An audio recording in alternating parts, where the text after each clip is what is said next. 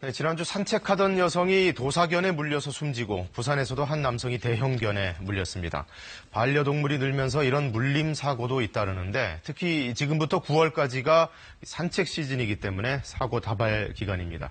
오늘 이 문제를 자세히 짚어보겠습니다. 김현우 소장님, 네. 일단 반려동물 안전에 관한 법이 좀 강화되긴 했죠? 네, 그렇습니다. 잇따른 개물림 사고가 이제 늘어나다 보니까 반려견을 가진 사람들의 안전 의무가 강화되는데요. 네. 도사견과 아메리칸 피플테리어 그리고 로트와일러 같은 맹견 5종류의 경우에는요. 외출 시에 목줄과 입마개 그리고 탈출 방지용 이동 장치가 반드시 필요합니다. 또 공동주택에서는 기를 수 없고요. 유치원이나 초등학교에는 데리고 들어갈 수가 없습니다. 네. 목줄 없이 풀어놓는 것도 처벌의 대상인데요. 이를 어길 경우에는 최대 300만 원 이하의 과태료에 처해집니다. 이건 맹견이 아닐 경우에도 마찬가지인데요. 만약에 목줄을 없이 풀어놨다가 적발되면 최대 50만 원의 과태료를 내야 됩니다. 반려견의 안전의무 조치를 이행하지 않아서 사고가 나면 이 개주인에 대한 처벌 수위도 무거운데요. 네. 만약에 사람이 다쳤을 경우에는 최대 2년 이하의 징역이나 2천만 원 이하의 벌금을 처해줄 수가 있고요. 또 사망하게 되면 3년 이하의 징역이나 3천만 원 이하의 벌금을 물어야 됩니다. 자, 이렇게 해도 물리는 사고가 계속 잇따르고 있는데 네. 그럴 경우에 대처 요령은 어떻게 될까요? 네, 일단 개물림 사고가 발생하면 당연히 개는 법적인 책임을 질 수가 없겠죠. 예. 사람이 져야 되는데요. 일단 견주의 주의 의무 위반 여부를 고려해서 책임이 인정되면 형사처벌을 받게 됩니다. 네. 이렇게 견주의 형사 책임이 인정될 경우에는 형사합의금을 통해서 민사보다는 비교적 수월하게 손해배상을 받을 수가 있습니다. 형사합의금을 받지 못한다라고 하더라도 형사 책임이 인정됐기 때문에 민사상 손해배상 책임을 받을 수가 있거든요. 네. 문제는 개주인의 형사 책임을 인정받지 못했을 경우입니다. 이럴 경우에는 어쩔 수 없이 개주인과 민사상 손해배상 소송을 해야 되는데요. 손해배상금이나 합의금은 이 개한테 물림으로 인해서 발생할 수 있는 치료비가 나올 수 있고요. 또 우리가 치료를 받을 때 일을 못할 수가 있잖아요. 예. 이 경우에 뭐 일을 했다라면 받을 수 있는 수익금 그리고 정신적 피해 보상인 이 위자료가 있습니다. 만약에 심하게 다쳐서 장애를 입은 경우에는 이 장애율에 따라서 또 보상을 받을 수가 있는데요. 이런 경우에는 피해자 입장에서 굉장히 큰 피해를 입은 거니까 이건 네. 전문가 상의를 해보시는 게 좋습니다.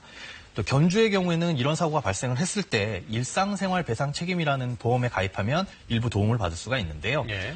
기르던 반려견이 다른 사람을 물거나 또 개를 물게 했을 때 아니면 다른 물건을 망가뜨렸을 때도 해당이 됩니다.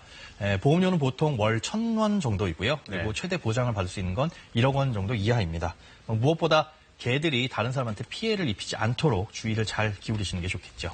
이 맹견을 마주치면 일단 겁부터 나잖아요. 예. 그런데 목줄까지 없으면 이건 뭐 그야말로 초비상 상황인데 맞습니다. 그럴 때 어떻게 대응을 해야 될까요? 일단 맹견을 만났을 때 무섭다고 등을 보이며 뛰어가는 행위는 절대 음물입니다. 예. 개는 뛰어가는 것을 보고 추적하는 습성이 있기 때문인데요. 네. 사람이 갑자기 뛰게 되면 공격 본능을 자극할 수가 있습니다. 그래서 그냥 가만히 서 있는 게 오히려 안전할 수가 있습니다.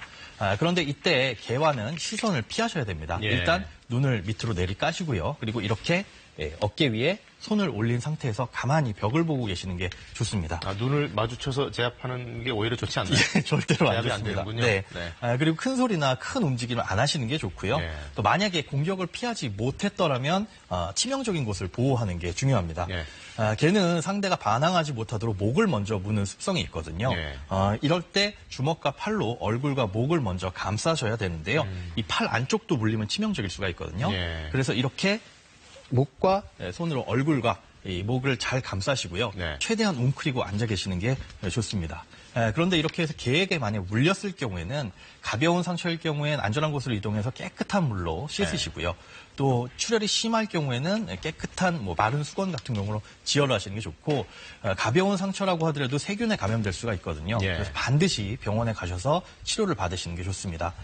또 돌아다니는 맹견을 발견하시게 되면 이 공격하지 않더라도 무조건 신고를 하셔야 됩니다. 우리 개는 안 물어요라고 항상 견주들은 말씀하시지만 예. 또 다른 사람들 입장은 그렇지가 않잖아요. 무섭죠. 서로 얼굴 붉히는 일이 없었으면 좋겠습니다. 네. 고맙습니다. 네, 고맙습니다.